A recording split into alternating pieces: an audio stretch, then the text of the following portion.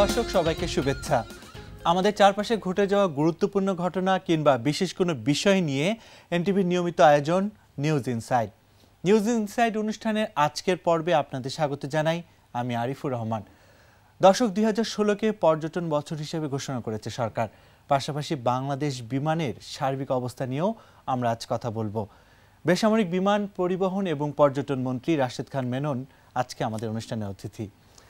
Sir, আপনাকে স্বাগত জানাচ্ছি আমাদের সাথে থাকার জন্য। আর আছেন ঢাকা বিশ্ববিদ্যালয়ের কয়েকজন শিক্ষার্থী, তারাও আমাদের সাথে আজকে অংশগ্রহণ করেছেন। অনুষ্ঠানের শুরুতে আমরা কথা বলবো পর্যটন শিল্প নিয়ে, যে শিল্প বিকাশে সরকার এরই মধ্যে বিভিন্ন ধরনের পদক্ষেপ গ্রহণ করেছেন। স্যার, প্রথমেই বলবো 2016 তো পর্যটন বছর, তো এরই মধ্যে আপনারা কি কি পদক্ষেপ নিয়েছেন সেগুলো সম্পর্কে জানতে চাইব। জি, আমরা 2016 সালকে মাননীয় প্রধানমন্ত্রী পর্যটন বর্ষ হিসেবে ঘোষণা করেছেন এবং এটা আমরা করেছি এই কারণেই যে আমরা এই বছরের মধ্য দিয়ে, এই পর্যটন বছরের মধ্য দিয়ে আমাদের যে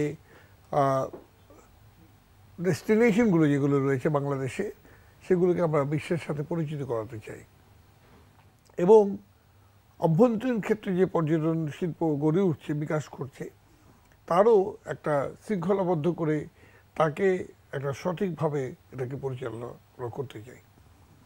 প্রথমত আপনাদেরকে যে কথা বলি যে বাংলাদেশের অপার একটা সম্ভাবনা রয়েছে পর্যটন শিল্পে, এটা আমাদের বক্তব্য নয়, এটা আপনি লোনলি প্ল্যানেট নামে যেটাকে ট্যুরিজম বাইবেল বলা হয়, ট্রাভেল বাইবেল বলা হয়, সেই লোনলি প্ল্যানেটে বলে দিয়েছে যে বাংলাদেশ ইজ দ্য নাম্বার 1 পর্যটন ডেস্টিনেশন। কিন্তু সেই পর্যটন ডেস্টিনেশনগুলো কোথায় এটা কিন্তু খুব স্পষ্টভাবে জানা নেই অনেকেরই। যেমন কক্সবাজার, আমাদের এটা 120 কিলোমিটার ব্যাপী একটি বালুকা মেলা, যেটা পৃথিবীর দীর্ঘতম বালুকা মেলা, এবং এই সৈকত এটাকে ব্যবহার করার বিষয়টি আমাদের মাথার মধ্যে থাকলেও আমরা খুব অল্প অংশই এটাকে ব্যবহার করতে পারছি এবং সেটাও কার্যত আমরা করছি একেবারে আমাদের আভ্যন্তরীণ যে প্রয়োজন সেটা মেটাতে পারে। এটা এখনও পর্যন্ত বিদেশি চাহিদা সেটা মেটানোর সক্ষমতা আমাদের এটা আসেনি। সে কারণেই আমরা এবার যেটা করেছি, পর্যটন বর্ষের যাত্রা শুরুতে আমরা প্রাক ইভেন্ট হিসাবে আমরা 30, 31 এবং 1 তারিখে কক্সবাজারে বিচ কার্নিভাল করেছি আমরা।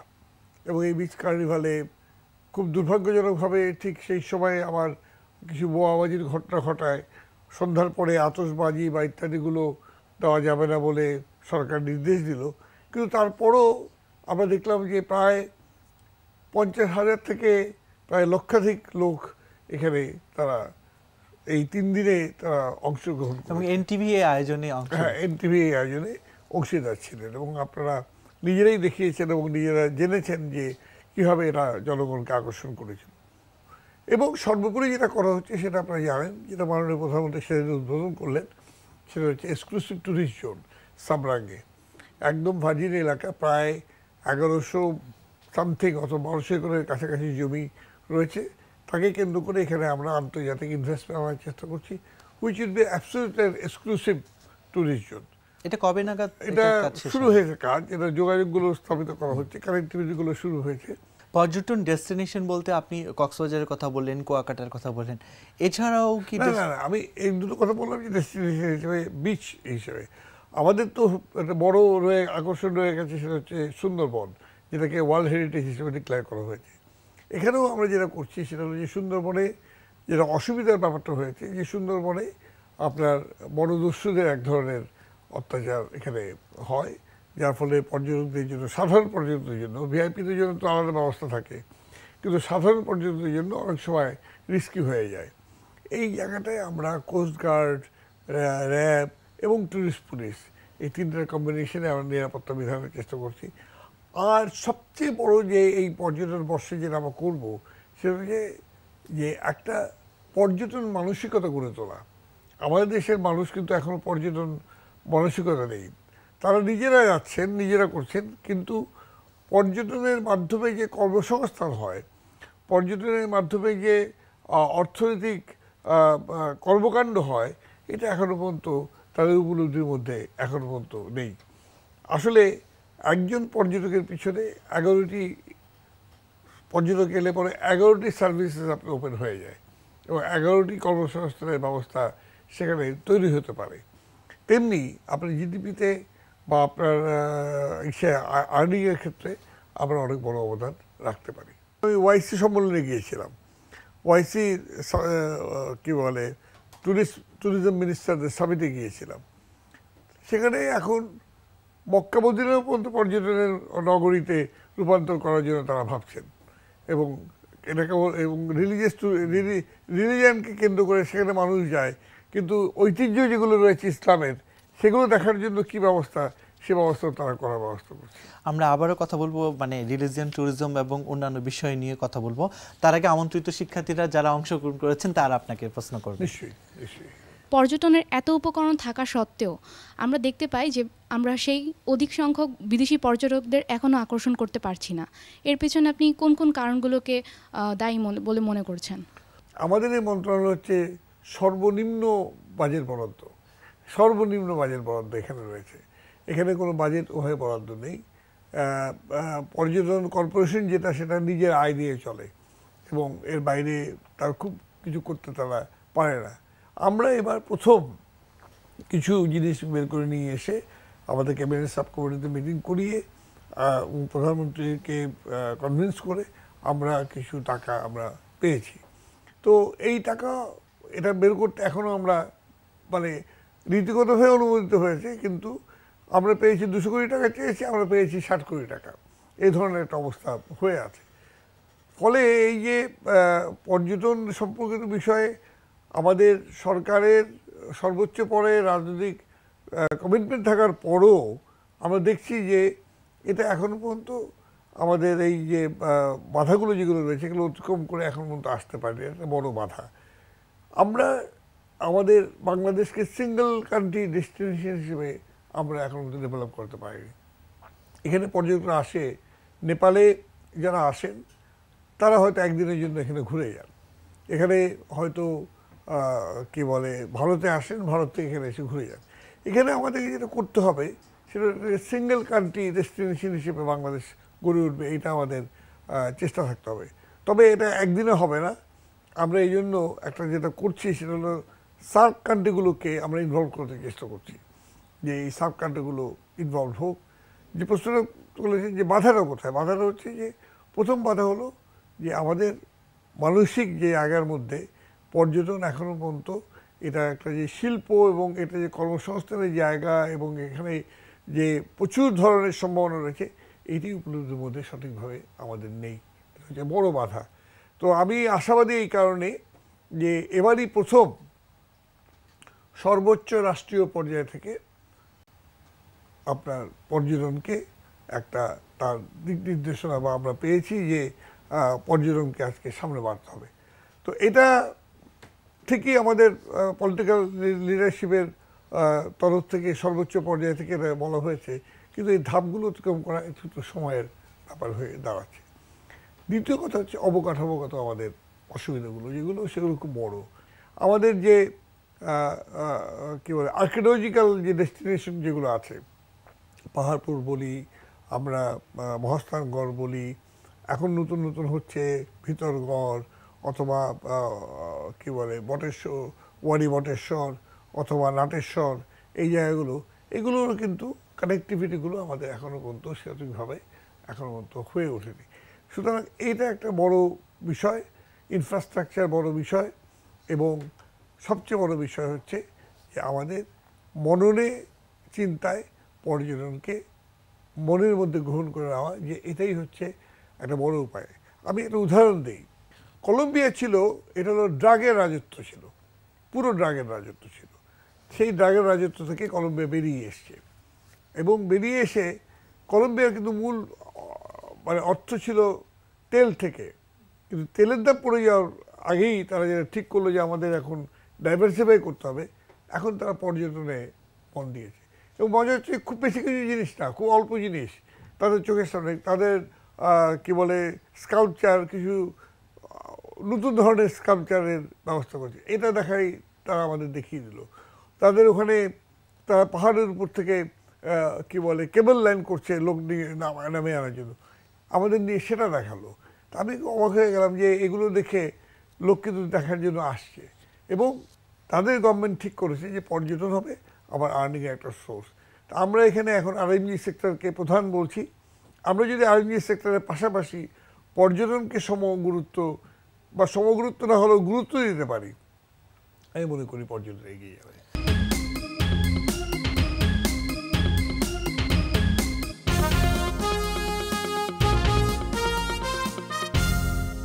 ফিরে এলাম নিউজ ইনসাইডে, ধন্যবাদ সঙ্গে থাকবার জন্য।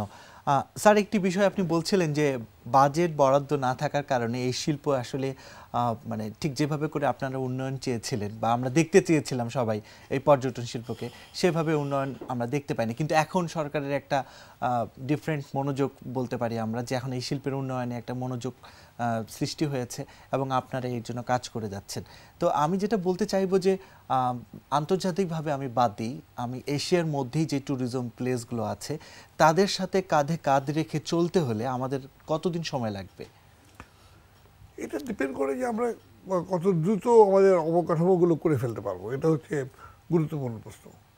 আর একটা বাধার কথা আমি বলিনি, সেটা হচ্ছে যে আমাদের এখানে আরেকটা বড় বাধা রয়েছে, সেটা হচ্ছে রিলিজিয়াস অ্যান্ড সোশ্যাল ব্যারিয়ার আছে আমাদের।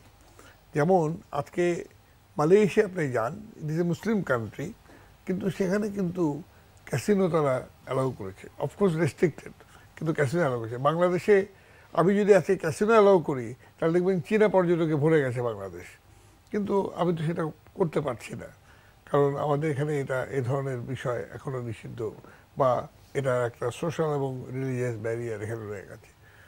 এ ধরনের বেশ কিছু বিষয় আমাদের এখানে বিদ্যমান।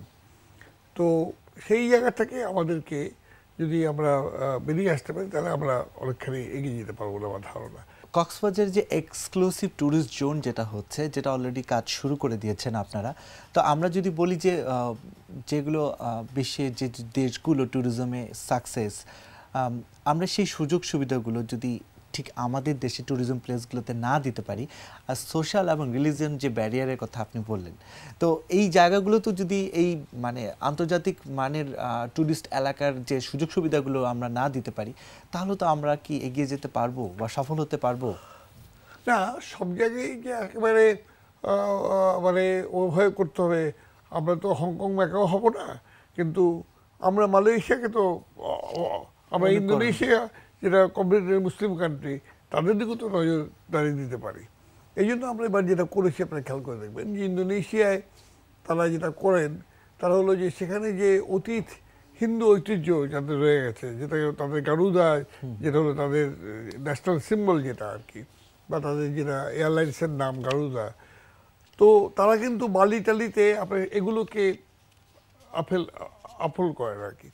তেমনি আমরা আমাদের ক্ষেত্রে এসে আমরা যদি আমাদের এই সোশ্যাল ব্যারিয়ারগুলো এখানে ভাঙি এবং আমরা যদি আমাদের জাতীয় ঐতিহ্যগুলোকে সামনে নিয়ে আসি, তাহলে আমাদের মতো করে কিন্তু পর্যটন ডেভেলপ করবে। যেমন ধরেন আমাদের পয়লা বৈশাখ, পয়লা বৈশাখকে we can make it a tourist product, সবাই আসবে পয়লা বৈশাখ দেখতে।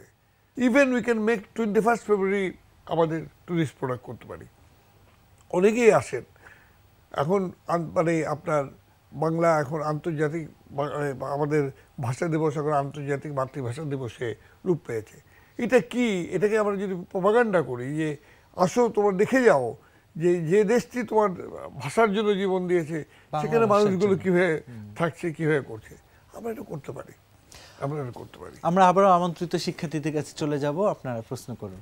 স্যার, আমরা জানি যে কোনো পর্যটন ডেস্টিনেশন এটার উন্নয়নের জন্য স্থানীয় প্রশাসন, যে স্থানীয় জনগণ, তাদের সহযোগিতাটা অনেক বেশি গুরুত্বপূর্ণ।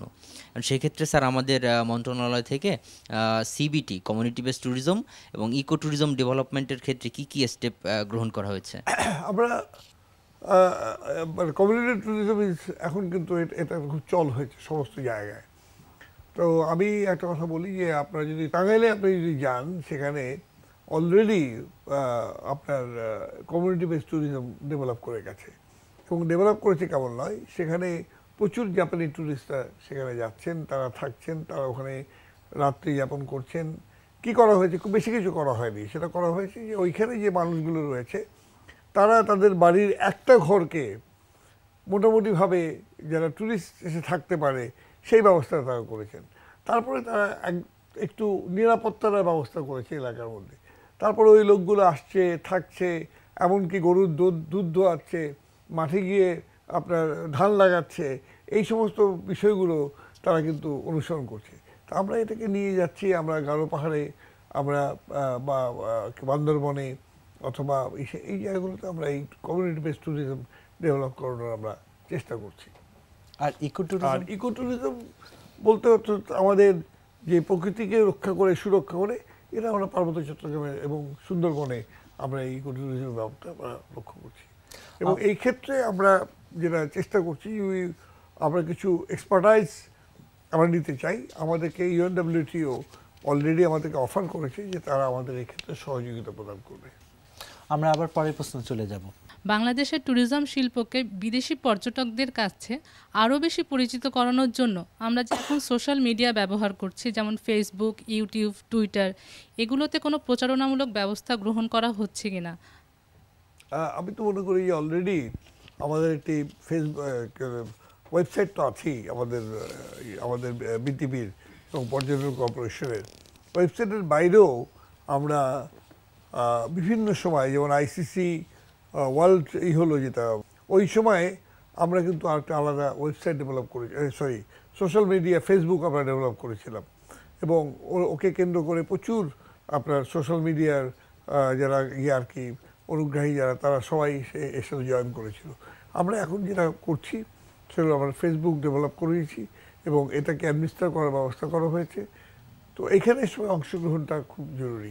আমি গায়ত্রীর প্রশ্নের সাথে আরেকটু যোগ করি যে আমরা যেমন লাইক অন্যান্য দেশে যখন আমরা কোনো ক্লিক করি কোনো বিশেষ জায়গা সম্পর্কে জানতে বা বুঝতে, কিভাবে আমি যেতে পারি এবং ওখানে যাওয়ার জন্য ইনফরমেশনের জন্য কার কার সাথে যোগাযোগ করতে পারবো, ঠিক একই রকমভাবে আমাদের দেশের যে সমস্ত ট্যুরিস্ট প্লেস আছে, ইনফরমেশনে আমি জানতে চাই বা যোগাযোগের ক্ষেত্রে বা আমি ওভারঅল নিরাপত্তার ক্ষেত্রে কতটুকু মানে স্বাচ্ছন্দ্য বোধ করবো, মানে একজন ট্যুরিস্ট এই দেশে আসলে?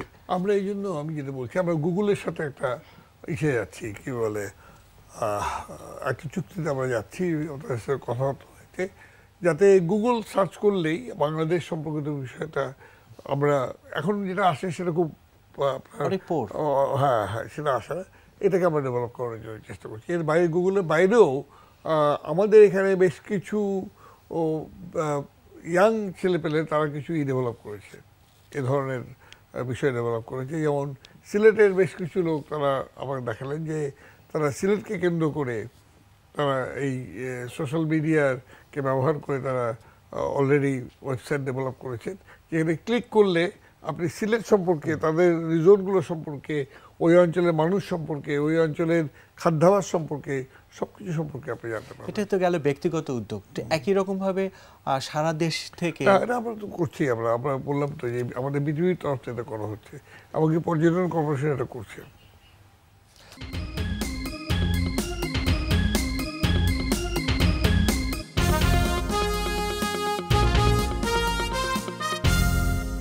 ফিরে এলাম নিউজ ইনসাইডে। স্যার, একটি বিষয় নিয়ে আপনি কথা বলছিলেন যে আপনারা তো এরই মধ্যে অনেক পদক্ষেপ গ্রহণ করেছেন ট্যুরিস্টদের কল্যাণে। তো আমি জানতে চাইবো যে একটা ট্যুরিস্ট যখন আমাদের দেশে আসে তখন সে কোন বিষয়গুলোকে প্রাধান্য দেয়? এরই মধ্যে তো অবশ্যই আপনারা গবেষণা করেছেন, কেউ হয়তো নিরাপত্তাকে প্রাধান্য দেয়, কেউ হয়তো ইনফরমেশনকে প্রাধান্য দেয়। ঠিক আমি জানতে চাইবো যে যে বিষয়গুলোকে একটা ট্যুরিস্ট প্রাধান্য দেয় সেগুলোকে ডেভেলপ করার জন্য আপনারা কতটুকু সফল হয়েছেন? দেখেন, ট্যুরিজমের ক্ষেত্রে বললাম যে একজনের ইন্টারেস্ট এক, কেউ হয়তো আর্কিওলজিক্যাল সাইটস দেখতে চায়, কেউ হয়তো ওই যে বললাম কমিউনিটি ট্যুরিজমের সাথে সংযুক্ত হতে চায়, কেউ হয়তো আপনার স্পোর্টসের সাথে এসে তারা দেশটাকে দেখতে চায় বা স্পোর্টস ডেভেলপমেন্ট কি সেটাকে খেয়াল করতে চায়। চিকিৎসা করাতে যারা আসে তাদের হেলথ ট্যুরিজমের যে ব্যাপারটা আমরা বলি যে সেটা দেখতে চায়, কিন্তু একজন এক ইন্টারেস্ট। তবে যেটা জেনারেল যে জিনিসটা ট্যুরিস্টরা প্রথমে যেটা চায় সেটা হলো তার থাকার জায়গাটা কি আছে, যাতায়াতের ব্যবস্থাটা কি এবং নিরাপত্তার ব্যাপারটা, এই তিনটে জিনিস। তো নিরাপত্তার ক্ষেত্রে আমরা আইন শৃঙ্খলা বাহিনীর সাথে আমরা ইতিমধ্যে ট্যুরিস্ট পুলিশ ডেভেলপ করেছি। ইতিমধ্যে আমাদের 690 জনের একটা টিম তারা সারা দেশে কাজ শুরু করেছে। আমরা আরও 1100 ট্যুরিস্ট পুলিশ আমরা ডেভেলপ করতে যাচ্ছি, তাদেরকে স্পেশাল ট্রেনিং দেওয়া হচ্ছে যাতে ট্যুরিজমের সাথে তারা আরও অনেক বেশি মনোযোগী হয়ে উঠতে পারে। এই ট্যুরিস্ট পুলিশ আমরা ডেভেলপ করানোর ব্যবস্থা করেছি। আর কানেক্টিভিটির কথা বলছি, আমরা বাংলাদেশ তো এমনি এগিয়ে যাচ্ছে বিভিন্নভাবে, আমরা সেখানে কতগুলো প্রাধান্য দিচ্ছি। তার মধ্যে একটা বড় প্রাধান্য হচ্ছে যে আপনার কানেক্টিভিটি, বিভিন্ন জায়গার সাথে যোগাযোগগুলো স্থাপন। এবার একটু ভিন্ন প্রসঙ্গে আসবো যে এরই মধ্যে যুক্তরাজ্য কার্গো বিমান পরিবহনের নিষেধাজ্ঞা জারি করেছে। আমি জানতে চাইবো এর প্রভাবটা কি, আমাদের অর্থনীতিতে এর প্রভাবটা কি পড়বে? দেখেন, আমাদের এই কার্গোগুলো মূলত যুক্তরাজ্যে যেটা যেত এখান থেকে সরাসরি, সেটা মূলত হচ্ছে ভেজিটেবলস। আপনার মেইনলি আপনার আমাদের যারা বাঙালি যারা রয়েছেন তাদের জন্য, কেবল বাঙালি না, ওখানে প্রবাসী যারা রয়েছেন তাদের জন্য আপনার এখান থেকে ভেজিটেবল যেত। আমাদের বিরাট বাজার ছিল, প্রায় বছরে $40 মিলিয়ন আমাদের ব্যবসা সেখানে হয়। তো স্বাভাবিকভাবেই যখন এটা সরাসরি যেতে পারবে না, ঘুরে যাবে, তাহলে কিন্তু আপনি সময়টা আপনার নষ্ট হচ্ছে, এখানে অর্থেরও একটা কষ্ট আপনার বেড়ে যাচ্ছে। সুতরাং এটা একটা ক্ষতি। কিছু গার্মেন্টস যেত, সব গার্মেন্টস যেত, কিছু গার্মেন্টস যেত, সেই গার্মেন্টসের ক্ষেত্রে আপনার ক্ষতি হয়ে গেছে। আর সবচেয়ে বড় কথা যে প্রবাসী যারা, তারা কিন্তু ওখান থেকে মালপত্র পাঠাতেন আমাদের এখানে। হয় কি, ওরা ওই সারা বছর যা তারা সংগ্রহ করে গ্রামের বাড়ির জন্য, সেগুলো তারা পাঠিয়ে দেয়। এইসব ক্ষেত্রে একটা বড় অসুবিধা হবে। আর এগুলোর একটা ডোমিনো এফেক্ট আছে বলে। ডোমিনো এফেক্ট মানে হচ্ছে যে আজকে যদি এরা করে, তাহলে কালকে আরেকজন করবে, পরশু আরেকজন করবে। এই অসুবিধা হচ্ছে বড় দাঁড়িয়ে যাবে। তা অচিরেই আমরা কি বলবো যে এটা সমাধান কিভাবে হবে? দেখা গেল এক দেশের, দেখেন, আমি খোলাখুলি কথা বলি, সেটা হলো যে এটা গত নভেম্বর মাস থেকে এটা নিয়ে সারমাল শাইকের ঘটনার পর থেকে এটা নিয়ে অনেক কাজ আমাদের এখানে হয়েছে। আমরা লেগে আছি কাজটার জন্য, এবং আমি নিজে খুব আশাহত হয়েছি যুক্তরাজ্যের এই সিদ্ধান্তে, এই কারণে যে তারাই আমাদের বলেছেন যে তোমাদের কার্গোর ক্ষেত্রে 70% তোমরা অর্জন করেছিল, 70% তোমাদের সেফটি করে। কেন তারা এটা করলেন আমি এখনো পর্যন্ত আমার মাথার মধ্যে ঢোকে না। তারা বলছে যে তোমরা, আমরা প্যাসেঞ্জার হ্যান্ডলিংয়ে ওরা আমাদের রেগুলারলি থাকছে, বলছে যে তোমরা প্যাসেঞ্জারের এটা করতে গিয়ে কার্গোর প্রতি মনোযোগী থাকতে পারছো না, সুতরাং আপাতত কার্গো বন্ধ করে তোমাদের প্যাসেঞ্জারটা ডেভেলপ করুক, সক্ষমতা ডেভেলপ করুক, তারপরে আমরা দেখবো। তো এটা করতে গিয়ে অনেক ব্যাপার রয়েছে, এগুলো আমি আজকে এই মুহূর্তে এটা আলোচনা করতে যাচ্ছি না, এই কারণে যে এর পলিটিক্যাল ডাইমেনশন আমি যদি বলা শুরু করি তাহলে এটা অন্য অর্থ দাঁড়াবে। আমি আশা করি যে তারা এই ব্যাপারে তাদের সর্বোচ্চ পর্যায়ে যোগাযোগ হচ্ছে, এবং আমরাও আমাদের তরফ থেকে সর্বোচ্চ আমাদের প্রচেষ্টা দিচ্ছি। তো যেমন আমি এখন ঠিকই করে ফেলেছি যে আমি দিনে এদিকে আমার যতই কাজ থাক, এগুলো কাজ সেরে আমি অন্তত একবার এয়ারপোর্টে যাওয়ার, ওখানে গিয়ে দপ্তর করার চেষ্টা করবো, ওখানে গিয়ে অফিস করার চেষ্টা করবো। সেটা যদি সন্ধ্যাও হয়ে যায় তাও আমি চেষ্টা করব। তো এগুলো আমি আশা করি যে এটা আমরা উইল ওভারকাম। আমরা আবারও আমন্ত্রিত শিক্ষার্থীদের কাছে চলে যাব, আপনারা প্রশ্ন করুন। স্যার, আমার প্রশ্নটা ছিল, পর্যটন একটি শ্রমভিত্তিক ইন্ডাস্ট্রি, এক্ষেত্রে দক্ষ জনশক্তি তৈরিতে আমাদের সরকারের তরফ থেকে কোনো পদক্ষেপ গ্রহণ করা হচ্ছে কিনা? হ্যাঁ, আপনি তো নিজেই জানেন যে এখানে আমরা একটা ন্যাশনাল ইনস্টিটিউট আমাদের আছে, আমাদের একটা পর্যটন ইনস্টিটিউট এটা আছে। আমরা এটাকে আরও বাড়ানোর চেষ্টা করছি। আমরা চেষ্টা করছি, অলরেডি সিদ্ধান্ত নিয়েছি, খুলনায় আমরা একটা হসপিটালিটি হোটেল আমরা করবো, যেখানে ট্রেনিংটা হবে মজগুন্নিতে, খুলনার মজগুন্নিতে। তেমনি আমরা বিভিন্ন জায়গায় আমরা ওই একটা সংক্ষিপ্ত কোর্স করে আমরা জনশক্তির ডেভেলপমেন্ট করানোর চেষ্টা করছি। এর বাইরে প্রাইভেট সেক্টরে ইতিমধ্যে রিজেন্সি হোটেল যেটা রয়েছে, হোটেল রিজেন্সি, ওরা অলরেডি একটা রিজেন্সি ইনস্টিটিউট খুলেছে প্রাইভেট সেক্টরে। আমরা এখানে, আর ইউনিভার্সিটিগুলো তো কাজ করছে, আমরা অন্যান্য ইউনিভার্সিটিগুলোকে উৎসাহিত করছি তারা যেন এই কোর্সটা খোলে।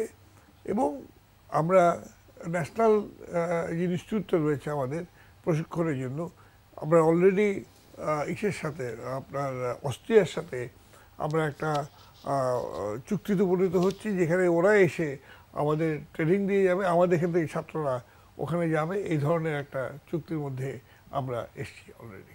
স্যার আমরা জানি বর্তমানে পদ্মা সেতুর কাজ চলছে, তো পদ্মা সেতুর কাজ সম্পূর্ণ হলে সেই এলাকায় পর্যটনের একটা চাহিদা তৈরি হবে।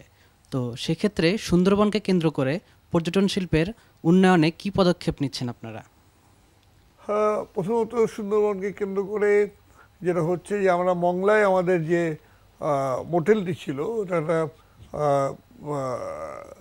ছোট একটা প্রতিষ্ঠান গড়ে তুলেছিলাম।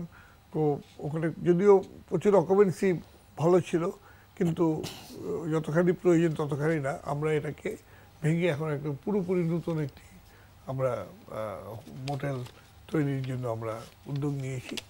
আমরা দুটো জলযান আমরা নেওয়ার ব্যবস্থা করেছি, দুটো জলযান। এছাড়া প্রাইভেট সেক্টরে প্রচুর জলযান সেখানে তারা নিয়ে আসছে, এবং সম্প্রতি সময়ে আমাদের এখানে এই পর্যটনের উপযোগী জলযান করার জন্য অনেকে এগিয়ে আসছে, যাদেরকে আমরা সহায়তা করছি। স্যার আমরা অনুষ্ঠানের শেষের দিকে চলে এসেছি। আমার দুটো প্রশ্ন থাকবে আপনার কাছে, তারপর আপনি আমন্ত্রিত শিক্ষার্থীদের বেসামরিক বিমান এবং পর্যটন নিয়েও আপনি প্রশ্ন করতে পারবেন। তা আমার শেষ দুটো প্রশ্নের মধ্যে একটি হচ্ছে যে আমাদের দেশে এরই মধ্যে আন্তর্জাতিক যেটা সার্কিট ট্যুরিজম অনুষ্ঠিত হয়েছে, যেটা বুদ্ধিস্টদের সাথে সম্পর্কিত, সেদিক থেকে আপনারা এখন পর্যন্ত কোনো সুফল পাচ্ছে কিনা? হ্যাঁ, আমরা ইতিমধ্যেই পাচ্ছি। ভুটান থেকে আমাদের বেশ কিছু মঙ্ক তারা এসেছিলেন, এবং ভুটানের তরফ থেকে তারা খুব উৎসাহ এবং উদ্যোগ দেখিয়েছেন। অন্যদিকে আমাদের কি বলে ইসে থেকে থাইল্যান্ড থেকেও তারা আমাদের এখানে পাঠানোর জন্য তারা আগ্রহ প্রকাশ করেছেন, লোকজন পাঠানোর জন্য তারা আগ্রহ প্রকাশ করেছেন। এই দুটো জায়গা থেকে মূলত আমরা আগ্রহ আমরা পেয়েছি, এবং আমরা শ্রীলঙ্কার সাথে একটা কানেকশন করার জন্য আমরা চেষ্টা করছি। আমরা আশা করি শীঘ্রই এটা হবে। আর বিশেষ করে অতীশ দীপঙ্করের যে জায়গাটা, যেটা তার জন্মভূমির জায়গাটা, সেই জায়গায়, ওই জায়গাটার নাম হলো মুন্সিগঞ্জের জায়গা, ওটাকে নাস্তিকের ভিটা বলে। তো ওই জায়গায় আপনার যে ডেভেলপমেন্টটা হবে, চীনারা ইতিমধ্যেই তারা আগ্রহী হয়েছে, এবং তারা এখানে অলরেডি কমিশনের কাছে আমাদের সহযোগিতা করছে। যদিও এটা সংস্কৃতি মন্ত্রণালয়ের অধীনে, কিন্তু আমরা যুক্ত আছি এর সাথে। তো এর ফলে এই মানে বুদ্ধিস্ট সার্কিট ট্যুরিজমটা আমরা ডেভেলপ করে যাচ্ছি। আচ্ছা, এখানে একটি বিষয় চলে আসে যে সোশ্যাল অ্যান্ড রিলিজিয়ান যে ব্যারিয়ারের কথা বললেন, যেটা আন্তর্জাতিক ট্যুরিজম বলি না কেন বা এশিয়া ভিত্তিক যে ট্যুরিজমগুলো আছে, মানে এই জায়গাটাতে আমরা যদি আমাদের জায়গাতে যেভাবে আছি সেভাবেই থাকি, তাহলে তো বিদেশি ট্যুরিস্টদের ক্ষেত্রে এদেশ নিয়ে বা এদেশের ট্যুরিজম নিয়ে তাদের ইফেক্টটা কি আপনি মনে করেন পজিটিভ হবে? দেখেন, আমি তো বললাম যে সোশ্যাল ব্যারিয়ার তো আমাদের দেশে যেটা আছে, অত রিলিজিয়াস ব্যারিয়ার বলবো না, বা যে কিছুটা আছে, এটা কিন্তু সময়ের সাথে যুক্ত হয়ে, যখনই ট্যুরিজম প্রচুর লোককে কর্মসংস্থান যোগাবে, যখনই ট্যুরিজম দেখা যাবে যে এটা লোকের আর্থিক সংগতিকে বাড়িয়ে তুলছে ব্যক্তিগত পর্যায়ে এবং জাতীয় পর্যায়ে, তখন আর এই ব্যারিয়ারগুলো থাকবে না। তখন কিন্তু দেখবেন যে এই ব্যারিয়ার ভেঙে যাচ্ছে। শুনে একটা সময় আমাদের দেশে মেয়েরা চাকরি করতে, আমাদের কোনো পরিবার থেকে মেয়েরা চাকরি করে, এটা চিন্তা আমরা করতাম না। এখন কিন্তু আর কেউই রিলিজিয়নের কথা বলে বা মেয়েরা ঘরের বাইরে যেতে পারে না। এখন তো শফি মৌলানা ছাড়া, মানে হেফাজতে ইসলামের শফি মৌলানা ছাড়া আর কেউ এই কথা বলার, আমি মনে করি না যে কেউ এই কথা বলেন আর কি। তো এটা কোনো কোনো সময় একটু বাড়ে হয়তো, কোনো কোনো সময় একটু কমে হয়তো, কিন্তু আমি মনে করি যে ইকোনমিক ডেভেলপমেন্ট আর তার সাথে যে প্রোগ্রেশন হয় সামাজিক এবং অর্থনৈতিক যে প্রোগ্রেশন যেটা ঘটে, সেটা মানসিকভাবে মানুষকে প্রভাবিত করে। একটি বিষয় ও একটি ভিন্ন প্রসঙ্গে আসবো, যে বাংলাদেশ বিমান নিয়ে একটা অভিযোগ থাকে সব সময়, যে প্রথম যেটা অভিযোগ থাকে শিডিউল বিপর্যয়। আরেকটি যেটা অভিযোগ থাকে, যেমন আন্তর্জাতিক কোনো ইয়ার যখন মুভমেন্ট করে এদেশ থেকে মানুষ, তখন ওই লাগেজ হ্যান্ডেলিংয়ের ক্ষেত্রেও দেখা যায় যে অনেক সময় লেগে যায়। তো এই দুটো অভিযোগ কিন্তু বাংলাদেশ বিমানের অনেক বেশি, যেটা আন্তর্জাতিক ইয়ারগুলোতে কিন্তু এগুলো হয় না। দেখা যায় লাগেজ হ্যান্ডেলিং খুব দ্রুত হয় এবং শিডিউল বিপর্যয় তাদের খুব নিয়মিত হয়, শিডিউলটা খুব নিয়মিতভাবে তারা মেনটেন করে। কিন্তু বাংলাদেশ বিমানের এই মানে, দেখেন, বাংলাদেশ বিমানের ক্ষেত্রে একটু পুরনো, কিন্তু এটা আসলে পুরনো মানে এটা এখন চলে গেছে এই কারণে যে আমরা অলরেডি শিডিউলে 75% আমরা অ্যাচিভ করে ফেলেছি। আমরা এবার সিঙ্গাপুরে শিডিউল মেনটেন করার জন্য আমরা পুরস্কার পেয়েছি, আমরা $6,000 পুরস্কার পেয়েছি সিঙ্গাপুরে, এবং আমাদের এখন পর্যন্ত আমরা 75 to 80% আমরা শিডিউল মেনটেন করতে পারি। আমাদের একটা বড় দুর্বলতা হচ্ছে, সেটা হলো আমাদের লাগেজ হ্যান্ডলিং। এটা আমরা খুবই চিন্তিত, এবং চিন্তিত না, এটা নিয়ে প্রতিদিন কাজ করি আমরা, এটা নিয়ে আমাদের কথাবার্তা চলছে, এটা নিয়ে এটাকে কীভাবে সমাধান করা যাবে সেভাবে আমরা উদ্ভাবন করার চেষ্টা করছি। আরেকটা জিনিস কিন্তু খেয়াল রাখবেন, সেটা হলো যে আমাদের এখানে অভিযোগ হচ্ছে যে আমরা 1 ঘন্টা পরে বা 1.5 ঘন্টা পরে লাগেজ পাই, কিন্তু আপনি যদি বিদেশের এয়ারপোর্টে যান, আপনি কিন্তু ওই এয়ারক্রাফট থেকে নেমে আপনার ইমিগ্রেশন পার হতে লাগবে কিন্তু 45 মিনিট লেগে যায়, কারণ লম্বা আপনি হেঁটে যান, তারপরে গিয়ে ইমিগ্রেশনে গিয়ে আপনাকে দাঁড়িয়ে থাকতে হয়, তারপরে আপনি মালের কাছে যান, তখন কিন্তু 1 ঘন্টা পেরিয়ে যায়। এখানে কিন্তু আপনি ঢুকেই কিন্তু কিভাবে লাগিয়ে চলে যাচ্ছেন, 10 মিনিট লাগিয়ে চলে যাচ্ছেন। অতএব এটা তুলনা যদি হয় তাহলে কিন্তু অসুবিধা হয়ে যায় আর কি। মাননীয় অতিথি, আপনাকে বলবো যে আমাদের যারা আমন্ত্রিত শিক্ষার্থী আছে, আপনার মন্ত্রণালয় কেন্দ্রিক যদি কোনো প্রশ্ন তাদের কাছে থাকে। আমার কথা হচ্ছে যে এরা যেটা এখন আমরা দেখছি যে অনেক ইয়াং ছেলেরা এগিয়ে আসছে, আমার কাছে প্রায়ই আসে, কেউ আসছে প্রামাণ্য চিত্র তৈরি করতে, ক্যাম্পেইন করার জন্য, কেউ আসছে অ্যাডভেঞ্চার ট্যুরিজমের ব্যাপারে, কেউ আসছে ওশেন কী বলে ক্রুজের ট্যুরিজমের ব্যাপার নিয়ে আসছে। তো এই ইন্টারেস্টগুলো মানে কতখানি ছেলে মেয়েদের মধ্যে আছে, নাকি কেবলমাত্র একটা ডিগ্রি নেওয়ার জন্য এসছি আমরা এখানে? যে একটা আমি বলবো যে একটা বিশাল উদ্ভাবক হওয়ার সুযোগ আছে। How do you think about it? কী তোমার ভাবছো যে কীভাবে করা যায়? এটা কি ইউনিভার্সিটির গতানুগতিক পড়াশোনার মধ্যেই থাকবে, না আমরা উদ্ভাবনী ব্যাপারের মধ্যে যাবো? আমরা, আপনি যেটা বললেন, বর্তমানে নতুন প্রজন্মে যারা আছে তারা কিন্তু এই বিষয়গুলো দেখছে। যেমন আমি ব্যক্তিগতভাবে পাটা বাংলাদেশ ঢাকা ইউনিভার্সিটি স্টুডেন্ট চ্যাপ্টারের সাথে যুক্ত। তা আমাদের এখান থেকে আমরা পর্যটন বিষয়ে বিভিন্ন রকমের সেমিনার বলতে পারেন, তারপরে বিভিন্ন রকম সচেতনতামূলক যে সকল কর্মসূচি আছে সেগুলো আমরা নিয়মিতভাবে করে যাচ্ছি। আমার কথা হচ্ছে যে why not Dhaka university hospitality department তারা একটা মানে একটা প্রোগ্রাম করবে না যে আমরা এক্সপ্লোর বাংলাদেশ আমরা করছি, তারপর তারা যাবে, তারা তোমাদের সুবিধা হচ্ছে ইউ আর ব্যাকপ্যাকার্স, পিছনে একটা ঝোলা ঝুলিয়ে নিয়ে গেলে হয়। আর এখন ব্যাকপ্যাকার্স যারা আছে তাদের জন্য থাকার কিন্তু কোনো অসুবিধা খুব একটা বেশি কিছু নেই, সব জায়গায় কিছু না কিছু ব্যবস্থা সেখানে থাকে। এটা তোমরা করছো না, তোমরা তোমার ডিপার্টমেন্টে এই কথা বলতে পারো যে আমরা একটা এক্সপ্লোর বাংলাদেশ একটা করি। এটাই তো আমার ট্যুরিজমের এই বর্ষে you can take a programme on that, যে এক্সপ্লোর বাংলাদেশ, এবং তোমরা তখন স্পন্সরও খুঁজে পাবে। আমার কাছে টাকার জন্য আসতে হবে না, দেখা যাবে যে টাকা দেওয়ার জন্য লোক আছে। এটা করা যায় না? স্যার আমাদের যে পড়ালেখার পাশাপাশি আপনি যেটা বললেন স্যার, উদ্ভাবনী শক্তি স্যার, এখন যেখানে আমরা চিন্তা করছি সৃজনশীল ক্রিয়েটিভ যে জিনিসগুলো স্যার, এখন আমাদের যে একটা সংগঠন international tourism students confederation sir, এটার মাধ্যমে যে টোটাল বাংলাদেশে যে 13টা বিশ্ববিদ্যালয়তে ট্যুরিজম অ্যান্ড হসপিটালিটি ম্যানেজমেন্ট সাবজেক্টটা পড়ানো হয়, আমরা সব স্টুডেন্টগুলো ফ্যাকাল্টি মেম্বারদের সাথে স্টুডেন্ট সহ আমরা একত্রিত একটা প্ল্যাটফর্মে একত্রিত হয়েছি। এবং স্যার এটার মাধ্যমে আমরা বিভিন্ন এলাকায় স্টাডি ট্যুর করতে পারি, যেটার ফলে স্যার স্থানীয় যে tour guiding training programme sir, সেক্ষেত্রে আমাদের ইয়াং জেনারেশন যারা আছে ইজিলি কিন্তু স্যার আমরা এটা করতে পারি যদি স্যার আমাদের কোর্স কারিকুলামের ভিতরে ট্যুর গাইডিং কোর্সটা চালু করা হয়। না স্যার, এখনো স্যার এখনো আমাদের ঢাকা বিশ্ববিদ্যালয়তে ট্যুর গাইডিং নিয়ে স্যার কোর্স চালু হয়নি। বড় জিনিস আপনার গাইড, মানে এখন গাইড যদি ট্রেনিং হয়, গাইড কিন্তু এটা is a profession, it is a big profession, guide কিন্তু ইজ এ বিগ প্রফেশন। তো এবং গাইড মানে কিন্তু ছোট কাজ না, গাইড কিন্তু বড় কাজ। সে হিস্ট্রি জানবে, সে ঐতিহ্য জানবে, সে এই কথা জানবে, সে কথা জানবে।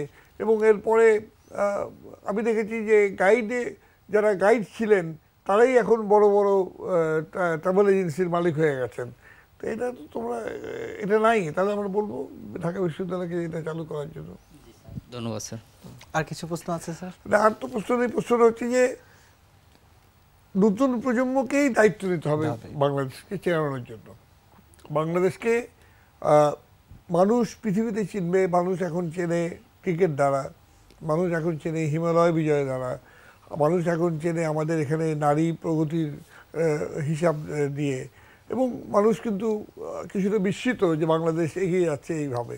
আবার উল্টোটাও আছে, উল্টোটাও রয়েছে যে বাংলাদেশে এখানে রিলিজিয়াস ফান্ডামেন্টালিজম, জঙ্গিবাদ, হত্যা, খুন, বিদেশি খুন, নানা ধরনের ঘটনাগুলো ঘটছে, এগুলো আছে। কিন্তু এইগুলোকে যদি আমরা ফোকাস করে এগিয়ে নিয়ে যাই অ্যান্ড দি নিউ জেনারেশন যদি দায়িত্ব গ্রহণ করে, তারা আমরা এগিয়ে যেতে পারবো, এটা আমার বলার আর কি। আপনাকে ধন্যবাদ। পর্যটন শিল্প যে বাংলাদেশকে আরও সামনের দিকে এগিয়ে নিতে পারে, অর্থনীতিকে সমৃদ্ধ করতে পারে, সে কথা বেশ আগে থেকেই জোর দিয়ে বলে আসছিলেন সংশ্লিষ্ট বিশেষজ্ঞরা। বর্তমান সরকারের নেওয়া পরিকল্পনা পুরোপুরি বাস্তবায়িত হোক, পর্যটনের সারা বিশ্ব নতুনভাবে চিনুক বাংলাদেশকে, সেই প্রত্যাশা রইল। আর বাংলাদেশ বিমান দেশ ছাপিয়ে বিশ্বের মানুষের আস্থার পরিবহন হয়ে উঠুক, রইল সেই শুভকামনাও। বেসামরিক বিমান ও পর্যটন মন্ত্রী, আপনাকে আবারও ধন্যবাদ আমাদের অনুষ্ঠানে যোগ দেওয়ার জন্য। ধন্যবাদ। সেই সাথে ধন্যবাদ আমন্ত্রিত শিক্ষার্থীদেরও। দর্শক, আপনাদের বিভিন্ন প্রশ্ন, সমসাময়িক ঘটনা সম্পর্কে জানতে বা মতামত থাকলে, পাশাপাশি কেমন লাগলো আমাদের আয়োজন জানিয়ে চিঠি লিখতে পারেন এই ঠিকানায়। প্রযোজক নিউজ ইনসাইট, এনটিভি, বিএসইসি ভবন, 7ম তলা, 102, কাজী নজরুল ইসলাম এভিনিউ, কাউরান বাজার, ঢাকা 1215। আমাদের ইমেলও করতে পারেন newsinsight@ntvbd.com এই অ্যাড্রেসে। আর অনলাইনে অনুষ্ঠানটি দেখতে ভিজিট করুন NTV অনলাইন www.ntvbd.com এই অ্যাড্রেসে। সবাইকে শুভেচ্ছা জানিয়ে আমি আরিফুর রহমান আজকের মতো বিদায় নিচ্ছি।